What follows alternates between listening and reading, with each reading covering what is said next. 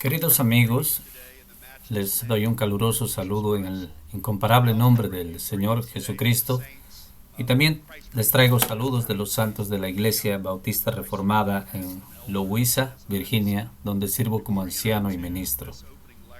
Antes de empezar con esta ponencia de introducción, quiero darles un pensamiento escritural con el que empezaremos y leeré solo un versículo de 1 Corintios capítulo 14, 8.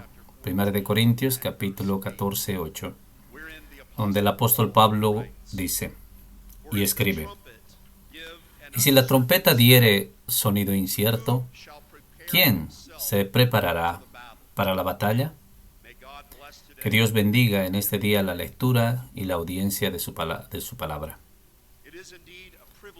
Es en realidad un gran privilegio y un honor estar acá hoy para abordar el tema del texto de la Escritura, la palabra de Dios. De hecho, creo que no hay un tema más fundamental y fundacional para la iglesia de hoy que el texto de la Biblia. ¿Y por qué?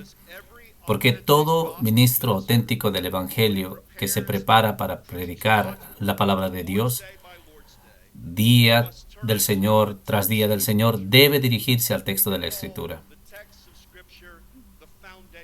Podemos llamar al texto de la Escritura la fundación epistémica de la fe. Si un hombre no sabe cuál es el texto verdadero y auténtico de la Biblia, entonces no podrá saber lo que la Biblia dice. Si él no sabe lo que la Biblia dice, no podrá proclamar adecuadamente el Evangelio y enseñar al pueblo de Dios de la Biblia.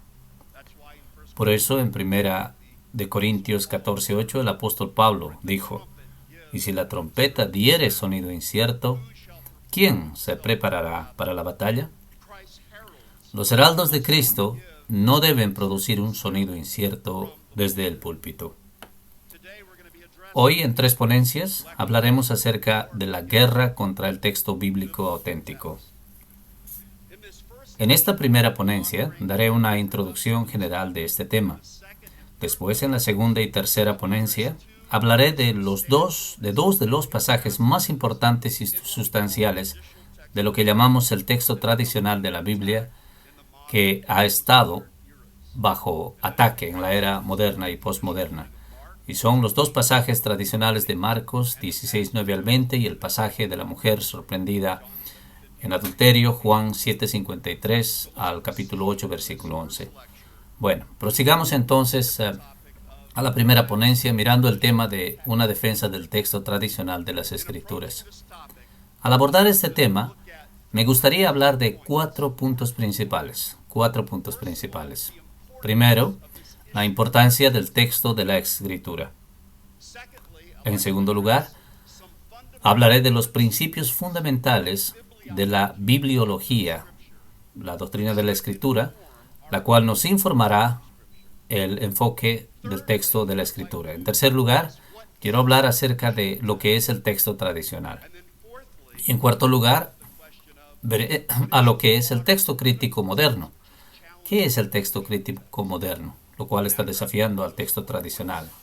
Y habiendo hablado de estos 4 puntos, quiero dar una conclusión final. Empecemos entonces con el primer punto: la importancia del texto de la Escritura.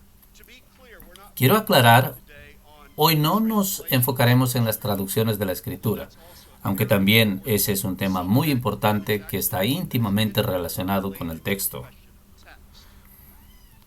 Probablemente la mayoría de ustedes saben que el Antiguo Testamento fue escrito originalmente en clásico o hebreo tradicional, con algunos pocos pasajes bíblicos en arameo, un lenguaje semítico. Por otro lado, el Nuevo Testamento fue escrito completamente en koiné, o griego helenístico. Muchas personas hoy en día creen ingenuamente que las traducciones modernas de la Biblia son simplemente un esfuerzo para actualizar y modernizar la redacción de la Biblia. Lo que muchas veces no logran ver es que en realidad una de las grandes diferencias no solamente está en la redacción, pero fundamentalmente en su texto subyacente, y no ven que la mayoría de las traducciones modernas son diferentes de las traducciones clásicas protestantes, como la versión autorizada en inglés, no solo en la redacción, pero también en el texto subyacente. Las traducciones protestantes clásicas se basaron en el texto tradicional bíblico, es decir, el texto masorético del Antiguo Testamento y el texto receptor o recibido o texto recibido del Nuevo Testamento griego. En contraste, la mayoría de las traducciones contemporáneas están basadas en el texto moderno crítico, es decir, están basadas en ediciones modernas del hebreo del Antiguo Testamento y ediciones modernas críticas del Nuevo Testamento en griego. Podemos referir a estos textos colectivamente como el texto crítico moderno. Verás entonces que tenemos dos textos subyacentes de la Biblia que están compitiendo. Por un lado, tenemos el texto tradicional, el que fue la base para las traducciones protestantes clásicas de la Reforma, y por otro lado tenemos el texto crítico moderno. Y estos dos textos no son lo mismo. De hecho, son diferentes en miles de lugares. Muchas de estas diferencias son pequeñas, que involucran una sola letra o una palabra. Sin embargo, hay otras diferencias más extensivas que tienen que ver con frases, versículos y pasajes amplios. Déjenme señalar solo algunos de los lugares donde podemos ver parte de estas diferencias textuales. Empecemos con algunos ejemplos del Antiguo Testamento. Algunas veces, el texto del Antiguo Testamento se pasa por alto aún por defensores del texto tradicional, porque hay menos variantes en el Antiguo Testamento. Y aún hoy en día, la mayoría de las traducciones modernas tienden a seguir el texto masotérico, aunque las traducciones modernas del Antiguo Testamento se están alejando cada vez más del texto hebreo por seguir escritos de versiones antiguas, como el siriaco o la Septuaginta griega, que era una traducción griega del Antiguo Testamento. Entonces déjenme darles dos ejemplos del Antiguo Testamento. El primero es de 1 Samuel 13:5. El texto hebreo tradicional dice que los filisteos juntaron 30,000 carros para pelear en contra de Israel. Sin embargo, el siriaco y algunos pocos manuscritos de la Septuaginta dice 3,000 carros. Y esto es la interpretación que ahora se encuentra en la nueva versión internacional. El segundo ejemplo es tomado de Salmo 145, versículo 3. Este salmo es un acróstico hebreo. El versículo 13 del Salmo 145. Este salmo es un acróstico hebreo. Es algo bien hebreo, donde cada verso empieza con una letra consecutiva diferente del alfabeto hebreo. Pero es un acróstico roto, porque una letra no provee un versículo. Hay entonces 22 letras en el alfabeto griego, y si tú miras al Salmo 145 de las traducciones tradicionales, hay 21 versículos. Sin embargo, algunos académicos modernos han tratado supuestamente de corregir el texto basado en un solo manuscrito hebreo existente y en lecturas halladas en la Septuaginta y en el siriaco, y han adicionado la mitad de un versículo del Salmo 154, versículo 13. Como resultado, ahora la versión estándar inglesa, que está siendo más popular en algunos círculos evangélicos, en ella, en el Salmo 145, 13, se ha adicionado la mitad del verso que usualmente lo ponen en paréntesis supuestamente para corregir el supuesto error. Ahora veamos algunos ejemplos del Nuevo Testamento. El mejor recurso de consulta para este tema, si estás interesado en averiguar más, es un pequeño folleto de la Sociedad Bíblica Trinitaria, una llave textual del Nuevo Testamento, es el título. Disponible en español en su sitio web. El folleto enlista 650 diferencias importantes o variantes entre el texto tradicional y el texto crítico moderno. Sin embargo, esta lista de 650 diferencias no es exhaustiva. hay centenares, si no miles más. La lista incluye las dos mayores omisiones que veremos al día de hoy, al finalizar de Marcos, y también la mujer que fue cogida en adulterio. Incluyen también 15 partes donde versos enteros se omiten del texto tradicional, incluyendo Juan 5:4, Hechos 8:37, Romanos 16:24. También menciona partes donde palabras o frases importantes son quitadas del texto tradicional en el texto moderno crítico, como por ejemplo en la oración del Señor en Mateo 6:13.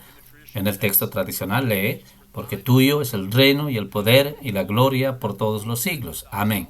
Falta la doxología en el texto crítico moderno y en otras traducciones que derivan del texto crítico moderno. Lucas 23:34, esa oración preciosa del Señor, cuando Él está en la cruz del Calvario: Padre, perdónalos porque no saben lo que hacen. También esta parte es quitada del texto crítico moderno. O primera de Juan, la segunda parte del versículo 7, el capítulo 5, y la primera parte del versículo 8, que a veces se llama el pasaje de los tres testigos celestiales. Este es uno de los textos de prueba que tenemos para la doctrina de la Trinidad, que habla directamente de Dios como el Padre, el Verbo y el Espíritu Santo. Este pasaje es quitado de las traducciones tradicionales en las impresiones de las ediciones modernas críticas. En esta ilustración vemos que el asunto de las Biblias no solo se trata de preguntar ¿qué traducción de la Biblia prefieres? ¿O qué texto prefieres?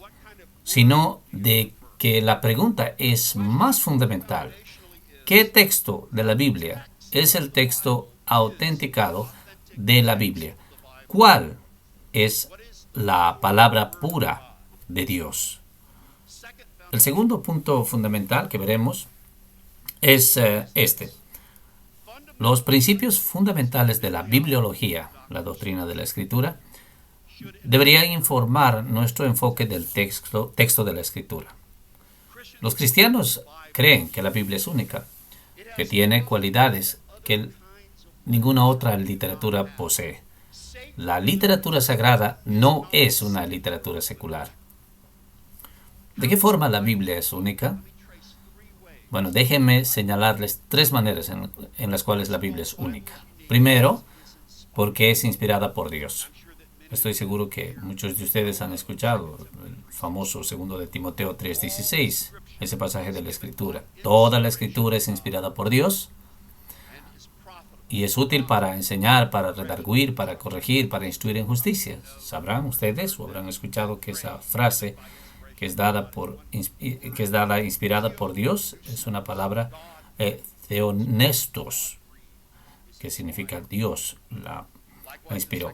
Lo mismo en 2 de Pedro 1:21, porque la profecía no llegó en tiempo antiguo por la voluntad del hombre, pero hombres santos de Dios hablaron cuando fueron movidos por el Espíritu Santo. En segundo lugar, la Escritura se autentica a sí misma. Los reformadores, incluyendo a Calvino, usaron esta palabra, autopistos, autoautenticable. Este término habla del hecho de que la Escritura sirve como testimonio de sí misma como la palabra de Dios. Ni consejos ni credos de hombres fueron necesarios para autenticar la Escritura. Cuando los creyentes espirituales leen la palabra, entienden que esta es la Escritura. Cristo les habla por medio de ella. Ellos oyen la voz de Cristo. Como Cristo dijo en Juan 10:27, mis ovejas oyen mi voz y yo las conozco y me siguen. En tercer lugar, Dios ha preservado su palabra fielmente. Por eso la palabra de Dios es única. A esto llamamos la doctrina de la providencia de la perseverancia de la Escritura. ¿Tendría sentido decir que Dios inspiró su palabra y la hizo autenticarse a sí misma y luego permitir que se perdiera o fuera corrompida? El testimonio propio de la Escritura es que Dios ha preservado su palabra. Y esto lo vemos en lugares como en Salmos 12, 6 al 7, el cual dice: las palabras de Jehová son palabras limpias, como plata refinada en horno de tierra, purificada 7 veces. Tú, Jehová, los guardarás de esta generación, los preservarás para siempre. E incluye las enseñanzas de Cristo mismo en Mateo 5:18. Porque de cierto os digo que hasta que pasen el cielo y la tierra, ni una jota, ni una tilde pasará de la ley, hasta que todo se haya cumplido. Nota que Cristo no solamente prometió preservar las ideas generales y preceptos de la Escritura, sino que las propias palabras de la Escritura, incluyendo la marca más pequeña, una jota o una tilde, como diríamos. Entonces, afirmamos no solamente la inspiración plenaria de la Escritura, sino también la preservación plenaria de la Escritura. Al defender la doctrina de la preservación, no sugerimos que los escribas no cometieron errores copiándola, o de que no hubo esfuerzos intencionales y viles a través de los años para o por suprimir y dañar la palabra de Dios. En el Antiguo Testamento leemos en 2 de Reyes 22-23 que alguien trató de suprimir el libro de la ley hasta que el sacerdote Hisías lo descubrió en la renovación del templo y lo llevó al rey Josías. También leemos que en los días del profeta Jeremías, leemos de cómo el rey malvado Jehudí tomó un cortaplumas y rasgó el rollo sobre el cual se habían escrito las profecías de Jeremías en Jeremías 36. Y recuerda lo que pasó, y Jeremías fue a su escriba Baruch y dice en Jeremías 36-32, aún fueron añadidas sobre ellas muchas otras palabras semejantes. Y Jeremías solo repite las palabras que el rey trató de destruir, pero Dios preserva su palabra. El libro de Apocalipsis, y por supuesto todo el canon de la Sagrada Escritura, concluye con esta advertencia. Apocalipsis 22, versículos 18 al 19. Yo testifico a todo aquel que oye las palabras de la profecía de este libro: si alguno añadiere a estas cosas, Dios traerá sobre él las plagas que están escritas en este libro. Y si alguno quitare de las palabras del libro de esta profecía, Dios quitará su parte del libro de la vida y de la santa ciudad y de las cosas que están escritas en este libro. Entonces, Dios promete mantener su palabra y Él provee los medios para hacerlo. Veamos entonces, en primer lugar habíamos visto la Biblia es inspirada por Dios. En segundo lugar, la Escritura se autentica a sí misma. Y en tercer lugar, el texto tradicional. ¿Qué queremos decir cuando hablamos del texto tradicional? Cuando nos referimos al texto tradicional, hablamos del único texto que Dios inspiró, Theophanastos, que es autenticado por sí mismo, autopistos, y que ha sido preservado providencialmente. Creemos que cuando tenemos una copia impresa del texto tradicional y cuando tenemos una traducción fiel del texto tradicional, creemos que tenemos acceso inmediato al texto original divino. A los autógrafos estamos leyendo la palabra pura de Dios. Dios preservó su palabra a lo largo de los años. ¿Cómo lo hizo? Los judíos fueron custodios, cuidadosos de la palabra de Dios, copiando la palabra de Dios. El apóstol Pablo puede concluir en Romanos capítulo 3 que les ha sido confiada a los judíos, es decir, la palabra de Dios. Los apóstoles del Señor Jesucristo, los primeros discípulos, fueron también judíos y sin duda tuvieron un cuidado similar en la transmisión de las escrituras del Nuevo Testamento. Por ejemplo, sabemos que en los primeros siglos del cristianismo, muchos de los autógrafos originales, es decir, lo que escribió Pablo, lo que escribió Mateo, escribieron, y muchas de estas copias maestras de los libros del Nuevo Testamento fueron guardadas y apreciadas en las iglesias a las cuales originalmente fueron enviadas. Tenemos este escrito de un hombre que se llamaba Tertuliano de Cartago, en el año 160 al 225, donde escribió: Vengan, pasen por las iglesias apostólicas, donde los mismos tronos de los apóstoles preside este día sobre los distritos, donde las cartas auténticas, authenticae literae, de los apóstoles aún son recitadas, trayendo a la memoria la voz y el rostro de cada uno de ellos. Si Acacia te está más cerca, tienes Corintios. Si no estás lejos de Macedonia, tienes Filipo y Tesalónica. Si puedes ir a Asia, tienes Efeso. Si estás cerca de Italia, tienes Roma. Lo que ellos están diciendo es que si tienes una duda de la copia que tú tienes, entonces mira al original. Puedes mirar a los originales fieles que han sido preservados. El escrito de Pedro de Alejandría en el año 300 después de Cristo afirma que la copia del autógrafo del Evangelio de Juan aún estaba en la iglesia de Efeso y podía ser examinada por creyentes para verificar las interpretaciones adecuadas de las copias. Claramente, vemos que también continuaron los esfuerzos del cristianismo post-apostólico por torcer las escrituras. Iraneo, sabemos de León, un apologeta notorio de la fe cristiana que estaba en lo que hoy es la Francia moderna y escribió contra un hereje, Marción, quien había intentado mutilar el Evangelio de Lucas y desmembrar la epístola de Juan. Tertuliano de Cartago lo describió a Marción como el ratón púntico, quien había devorado los evangelios en pedazos. Así que hubieron esfuerzos para tratar de dañar el texto de la Biblia cuando estaba siendo transmitido. Sin embargo, el evento más devastador que afectó a los escritos de la Escritura fue la gran persecución en el año 303 al 313 bajo el emperador romano Diocleciano. Por una década, casi por 10 años. Eusebio de Cesarea, el padre de la historia de la Iglesia, ofrece también una narración de primera mano acerca de esta persecución en su historia eclesiástica.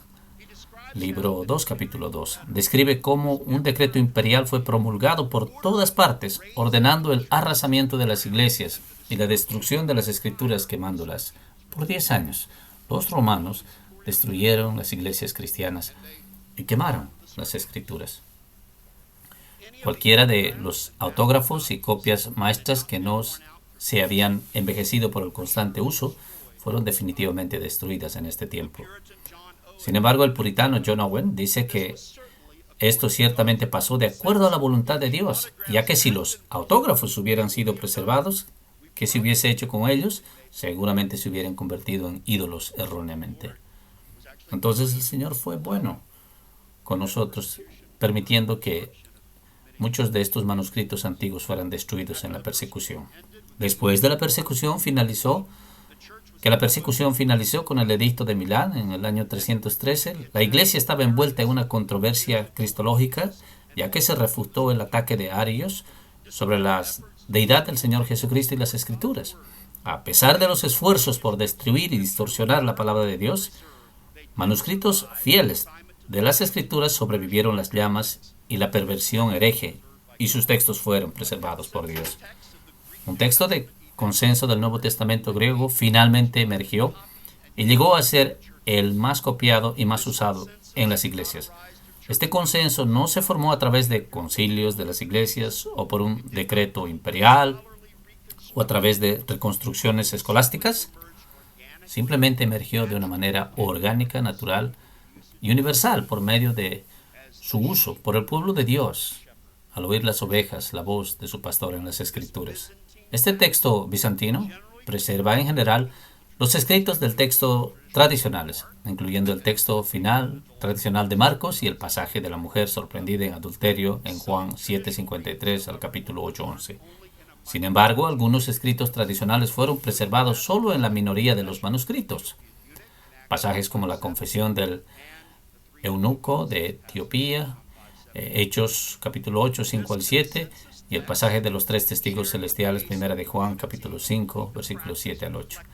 Este texto de consenso comparte una unidad básica de creencias y prácticas reflejadas en la declaración de Eusebio, que la Iglesia verdadera siempre sostuvo los mismos puntos de la misma manera. Para el tiempo de la Reforma Protestante, este texto sería reconocido y puesto por primera vez en su transmisión de la historia de una forma estable o fija a través de lo que en ese tiempo era la innovación tecnológica de la impresión, porque en ese tiempo todo se copiaba a mano. Entonces, este texto tradicional fue reconocido. Y para el siglo XVI el resultado fue el triunfo del texto tradicional. Así es como John Owen describe esta providencia tan importante. Él escribió: recordemos que la copia vulgar, es decir, el texto recibido tradicional que usamos, fue la posesión pública de muchas generaciones que por la invención de la impresión fue la autoridad real del mundo, lo cual dejemos que pase por el estándar, que es sin duda alguna su derecho y su deber. La impresión del texto tradicional fue sin duda algo importante. Y entonces fue como una cuenca que se convirtió en la tormenta perfecta de circunstancias providenciales, la impresión del texto tradicional. En la caída de Constantinopla en 1453 y los manuscritos griegos que legaron al oeste de Europa, el renacimiento del aprendizaje clásico en el Renacimiento, la invención de la imprenta y la Reforma Protestante.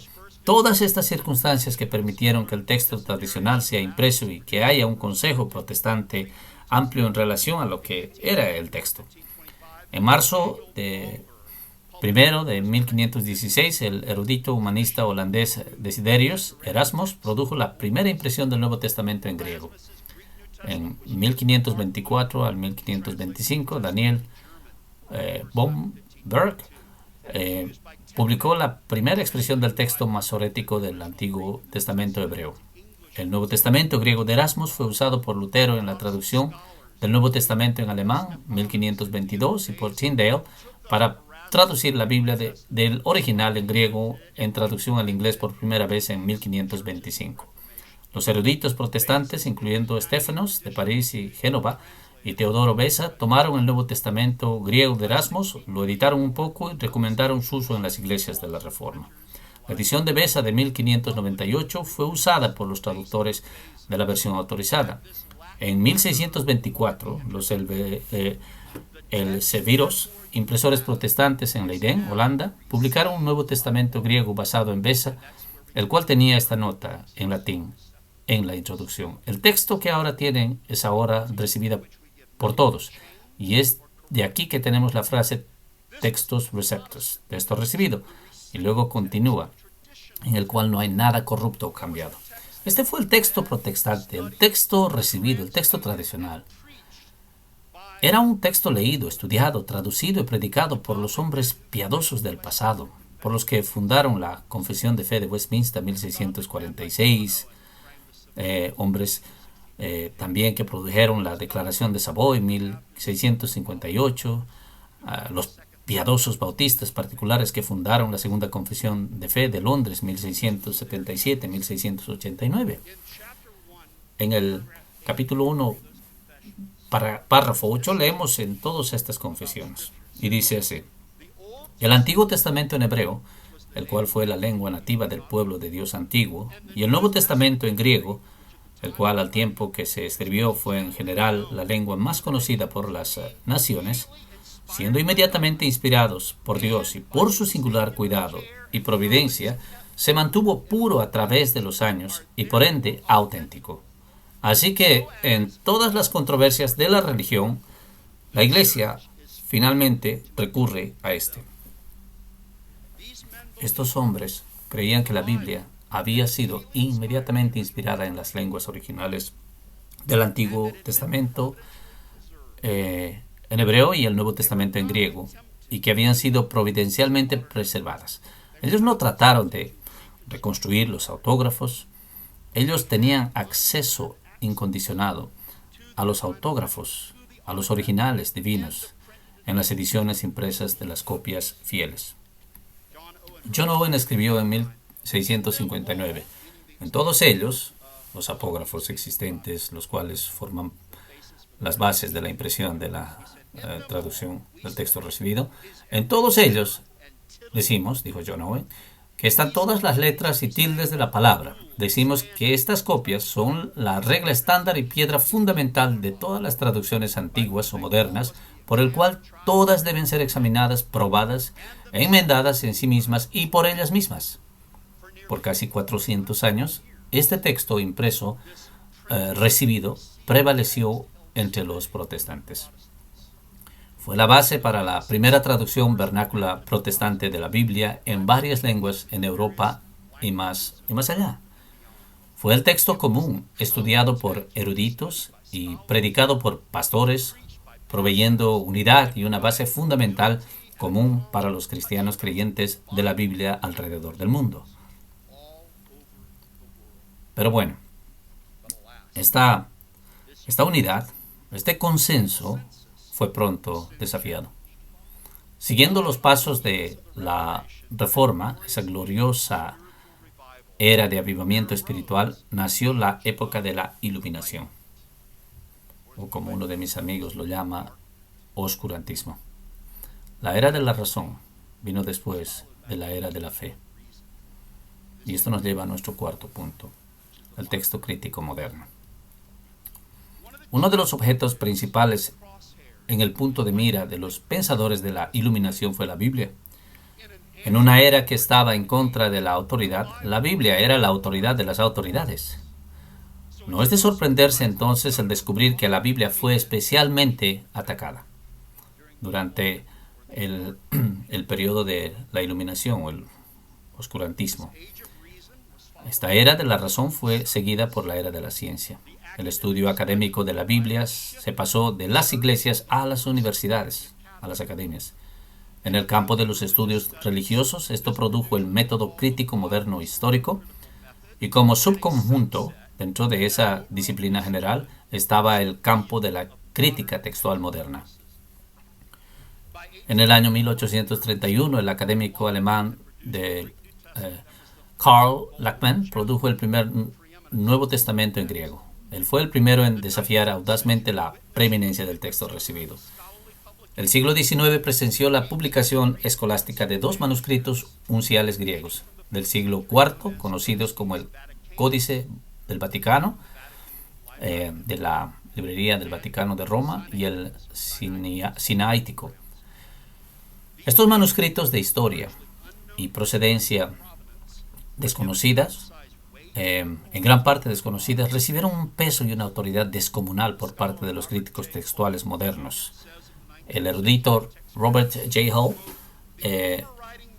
dice acerca de los críticos del siglo XIX: el motivo primordial era el de derribar el texto recibido.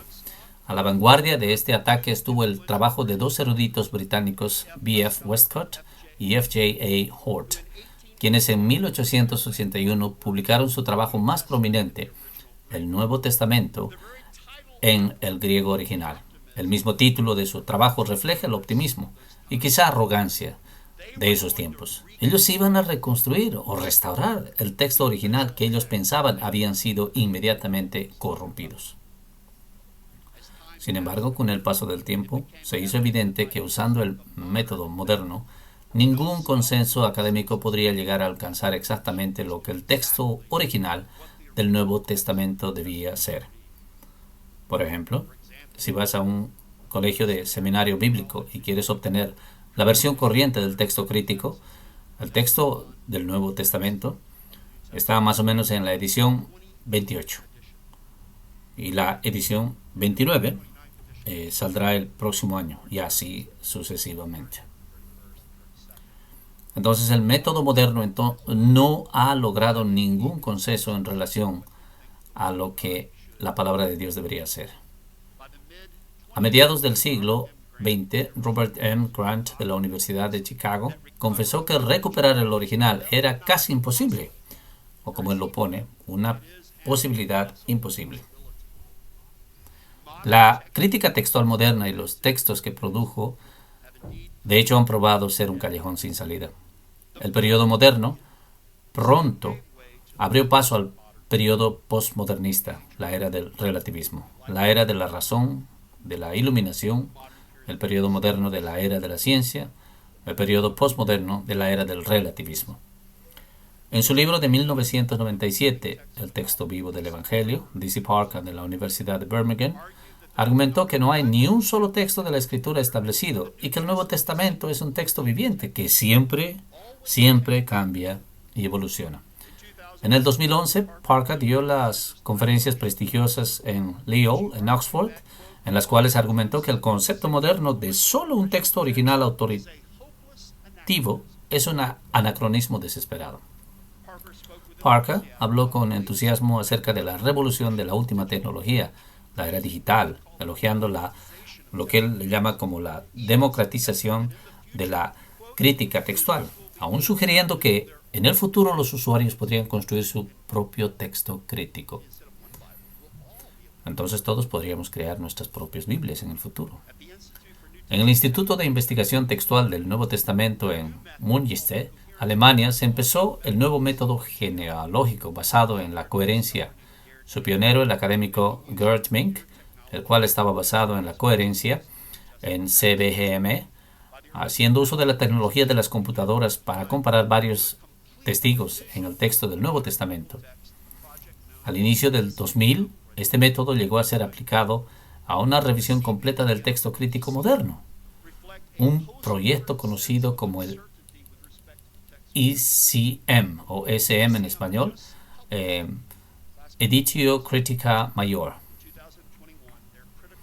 En el CBGM y el SM reflejan un sentido postmodernista de incertidumbre con respecto al texto de la Escritura.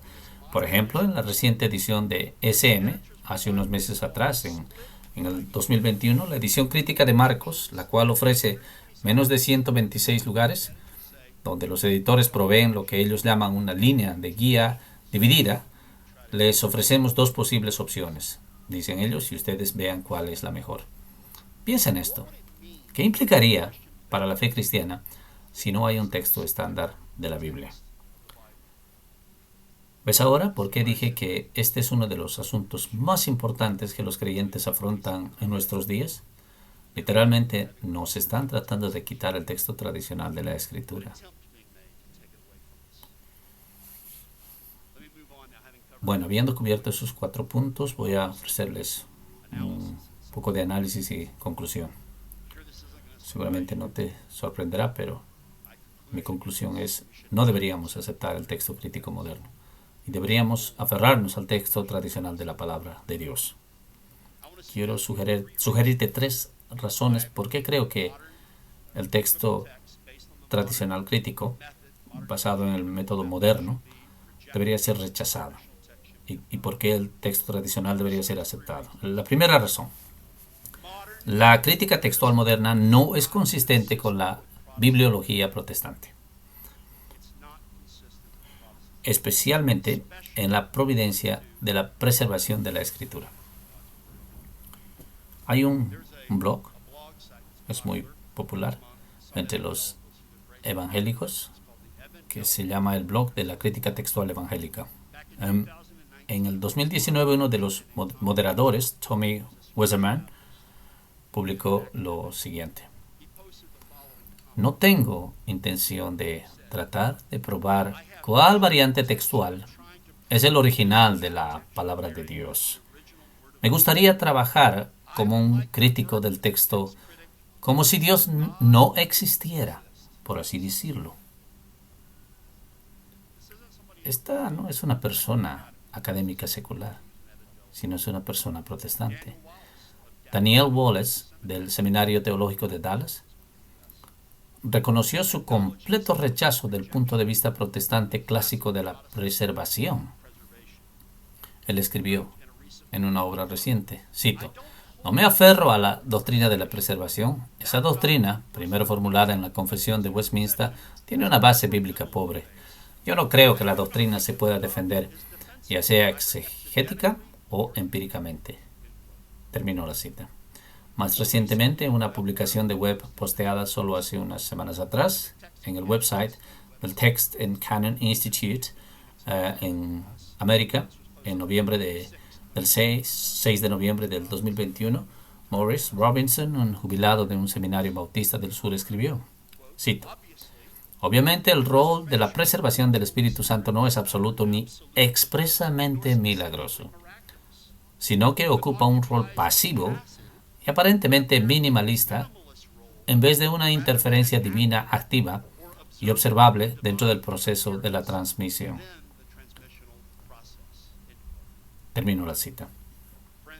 Amigos, tales puntos de vista no son consistentes con las doctrinas bíblicas de la preservación, como lo confesaron los patriarcas piadosos. Ellos creyeron que Dios había conservado su palabra pura en todo tiempo y creían que tenían en sus manos una traducción del texto tradicional, una traducción fiel. Y cuando ellos mantenían en sus manos eso, sabían y creían que mantenían la palabra de Dios, la palabra pura de Dios en sus manos.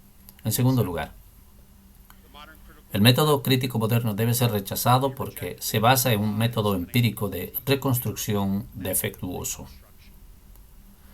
Un error fatal de la crítica textual moderna es que erróneamente cree que tiene suficiente evidencia de manuscritos antiguos existentes y que puede aplicar adecuadamente el razonamiento humano para reconstruir el texto exitosamente.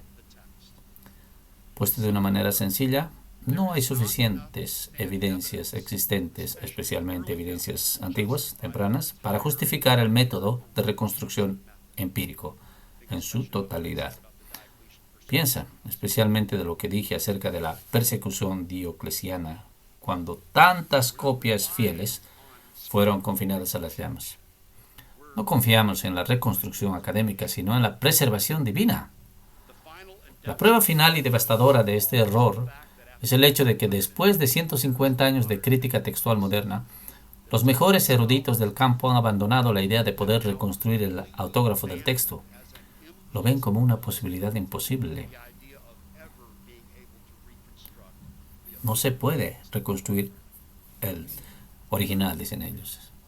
En tercer lugar, la crítica textual moderna debería ser rechazada porque el texto moderno y su método falla o no provee al pueblo de Dios un texto de escritura confiable y estable. Filosóficamente diríamos que falla epistemológicamente. La epistemología es el estudio del conocimiento. Entonces no puede darnos un fundamento seguro epistemológico para la fe.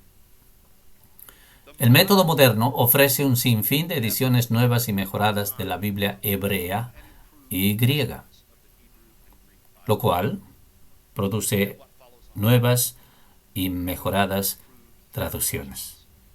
Y no te olvides la motivación de todo esto: ganancia, mercadeo, materialismo. Aparentemente necesitamos Biblias nuevas y mejores. El crítico moderno no cree que sostiene la palabra de Dios en sus manos cuando la tiene en sus manos. En el mejor de los casos, cree que tiene tal vez una aproximación cercana de lo que la palabra de Dios podría ser. Tristemente, muchos evangélicos han abandonado la certeza de saber lo que el texto de la palabra de Dios es. Daniel B. Wallace escribió en un libro reciente en el año 2019 y dijo lo siguiente. Y tú me dirás que está mal en esto que él dice. Cito: no tenemos ahora en nuestros textos griegos críticos o en ninguna traducción exactamente lo que los autores del Nuevo Testamento escribieron. Aun si lo tuviéramos, no lo sabríamos. Termino la cita. Esto es alguien que escribe en un seminario evangélico prominente. Tal perspectiva socava completamente el fundamento epistemológico de la fe cristiana. Si no sabemos lo que es la Biblia, no podemos saber lo que la Biblia dice. Y si la trompeta diere sonido incierto, ¿quién se preparará para la batalla? Hay una alternativa. es el de aferrarse fuerte al texto recibido, a ese texto tradicional, ese texto que fue inspirado por Dios, ese texto que es autopístico, autenticado,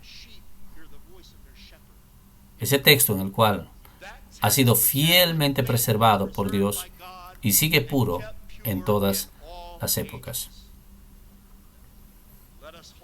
Aferrémonos a ese texto con la ayuda de Dios. Amén.